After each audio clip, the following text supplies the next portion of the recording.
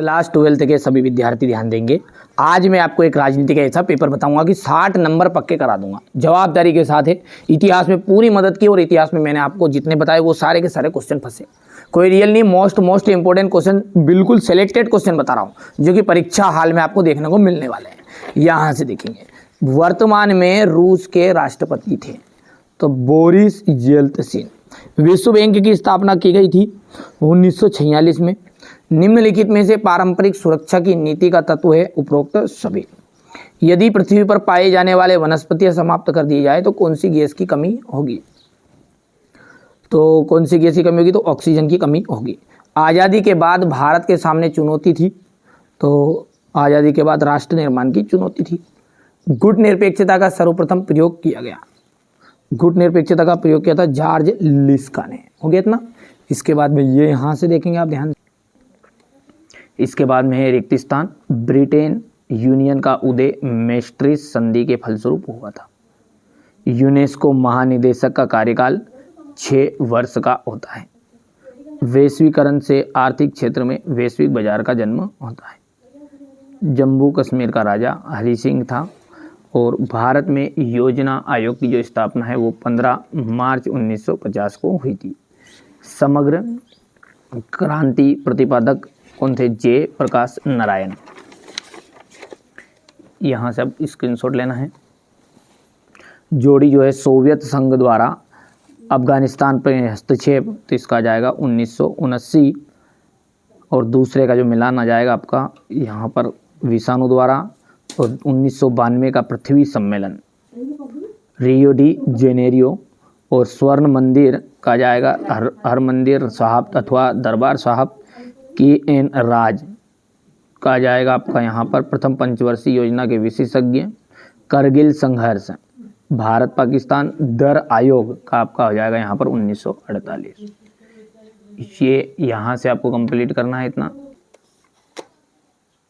हो गया। Question number 4 को देखो ध्यान से। यूरोपीय यूनियन परिषद के अध्यक्ष का नाम है चार्ल्स मिचेल। सार्क का पूरा नाम है दक्षिण एशियाई सहयोग। और वर्तमान में भारत ने कितने राज्य और कितने केंद्र शासित प्रदेश है? 28 राज्य और 7 केंद्र शासित प्रदेश है। वर्तमान में भारत के विदेश मंत्री कौन है? सुब्रमण्यम जयशंकर। 1947 में बिहार आंदोलन का प्रसिद्ध नारा क्या था? संपूर्ण क्रांति का नारा है भावी इतिहास हमारा है। पहला आयोग के प्रथम अध्यक्ष कौन थे? काका कालेकर। मंडल आयोग की प्रमुख सिफारिश क्या थी? पिछड़े वर्ग को आरक्षण। यहां से आप देख सकते हैं ये क्वेश्चन नंबर 4 को। हो गया इतना।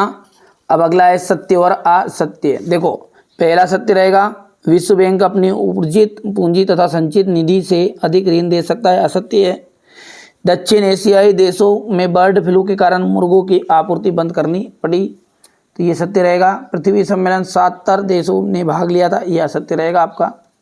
यहाँ से ये सत्य रहेगा। ठीक हो गया।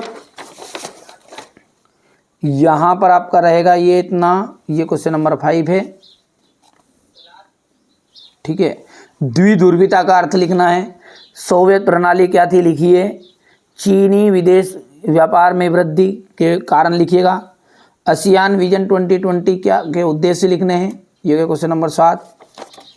क्वेश्चन नंबर 8 है संयुक्त संपदा क्या है? 3 कारण उदाहरण देना है। पर्यावरण से आप क्या समझते हैं? वर्तमान में वैश्वीकरण के समक्ष कौन सी चुनौतियां है? वैश्वीकरण में प्रौद्योगिकी का योगदान है। नीति आयोग के प्रमुख कार्यों को लिखिएगा। भारतीय विदेश नीति का मूलभूत सिद्धांत क्या है? ट्रैक टू कूटनीति से आप क्या समझते हैं? ग्रैंड आयरलेस क्या था?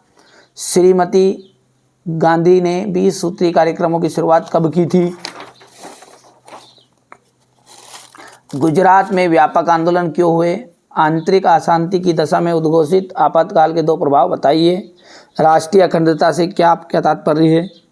यहाँ से देख सकते हैं। अन्य पिछड़े वर्ग का अर्थ क्या अर्थ है? गठबंधन सरकार की प्रमुख राजनीतिक समस्याएं लिखिए। सोवियत संघ के विघटन में उत्तरदायी किन्हीं कारणों का उल्लेख करना है आपको।